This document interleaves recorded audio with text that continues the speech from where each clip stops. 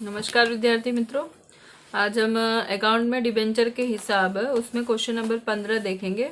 इसके पहले वाले वीडियो में मैंने आपको इसकी प्रविष्टि समझाई थी, इससे रिलेटेड कि जब डिबेंचर निर्गमित करना हो और वापस करना हो, मतलब जब अब जो हमें एंट्रियाँ सीखेंगे वो वापस करने की सीखनी है।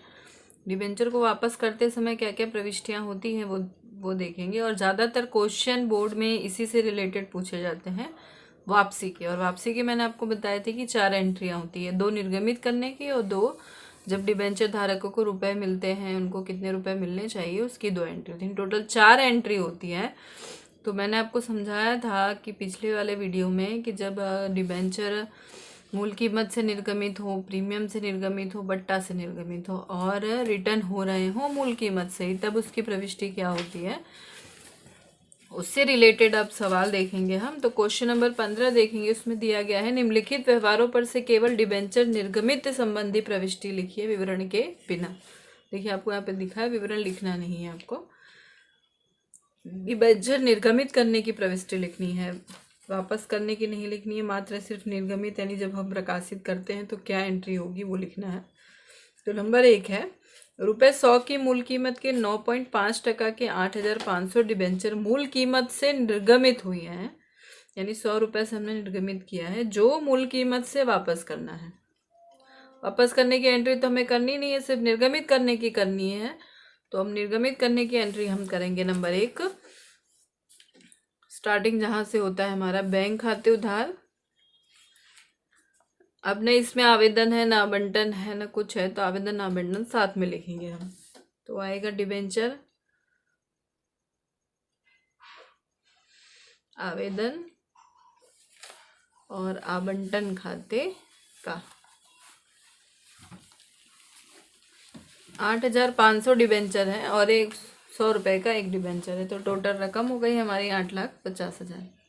8,500 गुणे 100 करेंगे तो आएगी 8,50,000। ये तो आवेदन आवंटन के हमें एप्लीकेशन मिला होगा। अब इसकी रकम को हम डिबेंचर खाते लेके जाएंगे। मूल कीमत है तो अब डायरेक्ट एंट्री ही करना है हमें। तो डिबेंचर आवेदन आवंटन खाते उधार और डिबेंचर कितने, 9.5% के डिबेंचर, तो 9.5% के डिबेंचर खाते का मूल कीमत ही है तो कितनी रकम ही आएगी, 8,50,000। ये एक एंट्री आपकी हो गई पूरी नंबर 1 की। अब नंबर 2 आपको क्या कहा है, 100 की मूल कीमत के 9.5% के 9,500 डिबेंचर 10% के बट्टा से निर्गमित हुए, जो मूल कीमत पर वापस करना है। यहाँ पर भी सिर्फ निर्गमित की एंट्री करनी है और बट्टा से निर्गमित हुआ है। 100 का 10% हो जाता है 10 रुपये, यानी 90 रुपये से इन्होंने निर्गमित किया है। तो डिबेंचर निर्गमित बट्टा से। अब जब बट्टा से निर्गमित होता है तो प्रविष्टि चेंज हो जाती है। पहली प्रविष्टि एज इट इज होगी, बैंक खाते उधार, डिबेंचर आवेदन और आवंटन खाते का। 90 रुपये से हमको निर्गमित करना है। 9,500 के डिबेंचर है हमारे, तो 9,500 गुणे हम करेंगे 90 रुपये, तो आएगा हमारा 8,55,000। क्योंकि 10 रुपया जो है वो बट्टा में गया है। तो सेकंड एंट्री हम करेंगे। तो सेकंड एंट्री आएगी डिबेंचर आवेदन और आवंटन खाते उधार 9 अब बट्टा है तो बट्टा इसके साथ ही चलेगा, डिबेंचर बट्टा खाते उधार। बट्टा की रकम हम यहाँ पे कैलकुलेट कर लेते हैं, 8,500, 10 रुपये का बट्टा है तो 10 रुपये के हिसाब से, सॉरी 9,500 है तो ये हो जाएगा 95,000 और ये 8,55,000 आवेदन आवंटन का और 9.5% के डिबेंचर खाते का। और इसका टोटल लगाएंगे हम तो टोटल आएगा 9,50,000। ये आपका 9,500 गुणे 90 रुपये के हिसाब से। तो ये हो गई आपकी सेकंड एंट्री कंप्लीट। सिर्फ निर्गमित की करनी है। अगर हमें वापसी की करनी होती तो हम 2 एंट्री और करते डिबेंचर धारक वाली, लेकिन यहाँ आपको सिर्फ निर्गमित की एंट्री करनी है तो हमने निर्गमित की एंट्री की है। अब नंबर 3 देखेंगे। ₹200 की मूल कीमत के 10% के 8,000 डिबेंचर 10% के प्रीमियम से निर्गमित हुए। 200 रुपये का डिबेंचर है, 10% प्रीमियम, यानी 200 का 10% हो गया 20 रुपये, यानी टोटल हो गया 220 में निर्गमित हुआ है। और वापस तो मूल कीमत से ही करना है, तो पहले निर्गमित की ही एंट्री करनी है हमें। तो पहले हम आवेदन आवंटन की रकम को मिलेगा हमें, तो बैंक खाते उधार, टोटल हमारे डिबेंचर हैं 8,000 और डिबेंचर आवेदन और आवंटन खाते का 8,000 गुणे 220 के हिसाब से हमें मिलेगा प्रीमियम के साथ, तो रकम आएगी 17,60,000। अब दूसरी एंट्री में रकम को हम डिबेंचर खाते ले जाएंगे। डिबेंचर आवेदन और आवंटन खाते उधार 9.5% के डिबेंचर खाते का, और प्रीमियम है तो प्रीमियम भी यहाँ लिखा जाएगा, प्रतिभूति प्रीमियम अनामत खाते का, अनामत खाते का। अब रकम हम देख लेते हैं।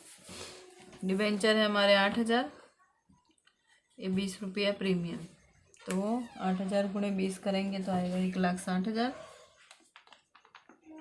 डिबेंचर की रकम है हमारी 8,000 गुणे 200, तो ये हो जाएगा 16 लाख,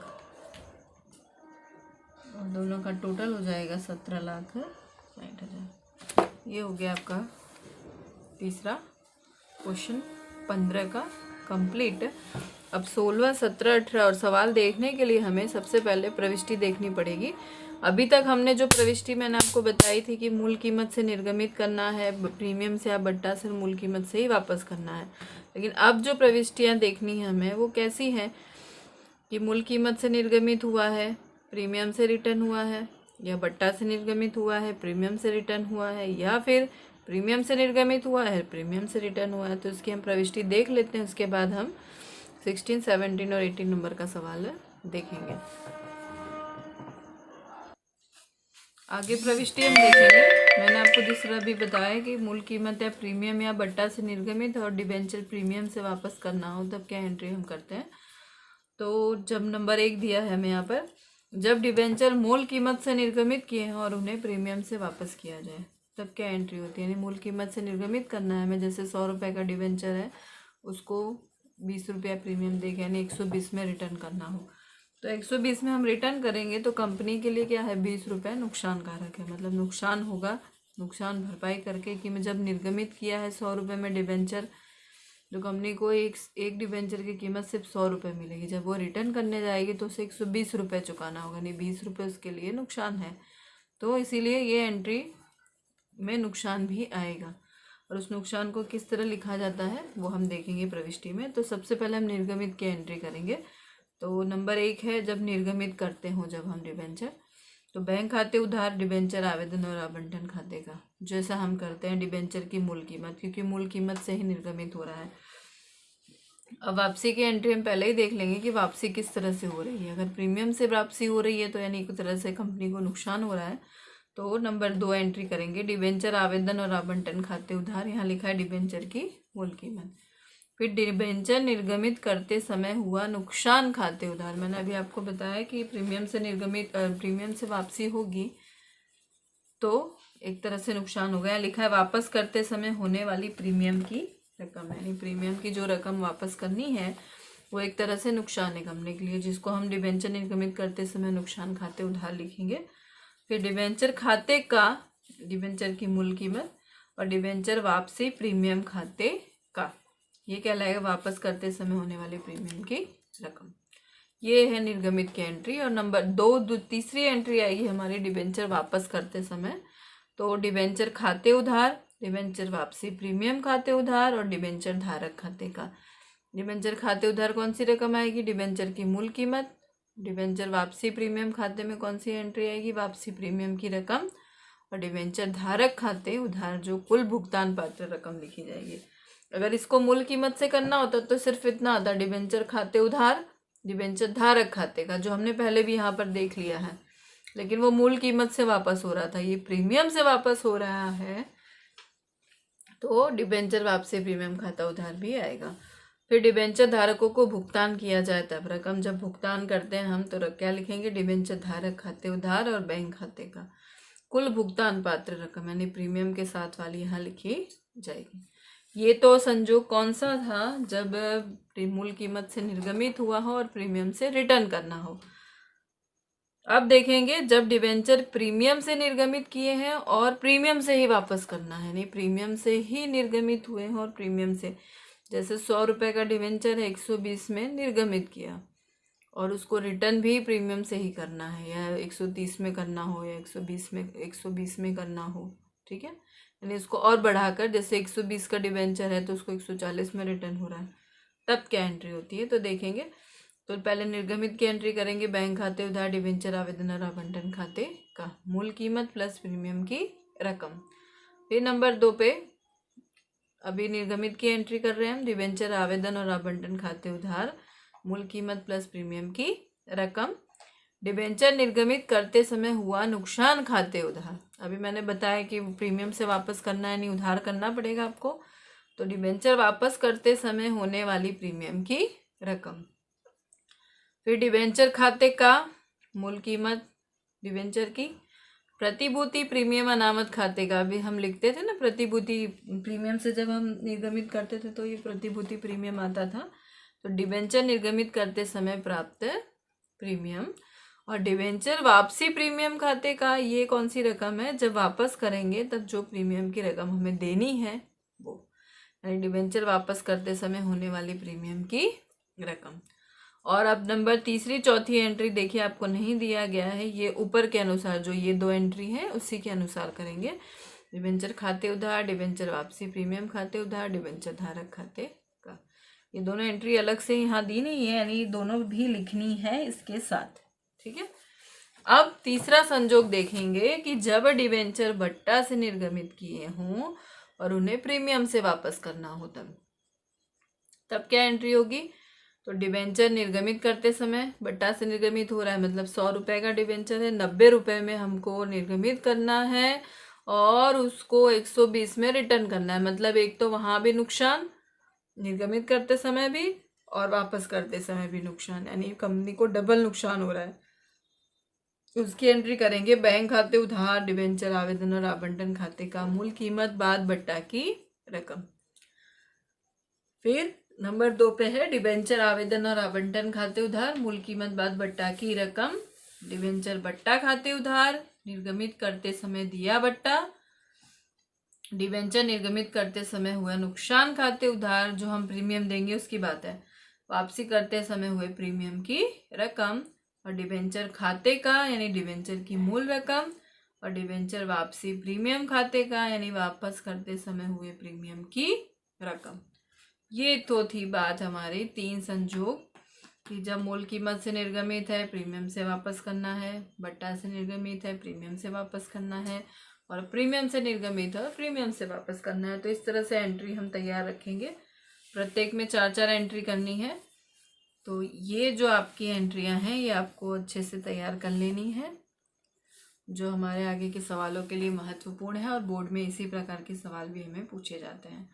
तो इसको आप अच्छे से रट डालेंगे, तैयार कर डालेंगे, तभी आपको सवाल अच्छे से समझ में आएगा।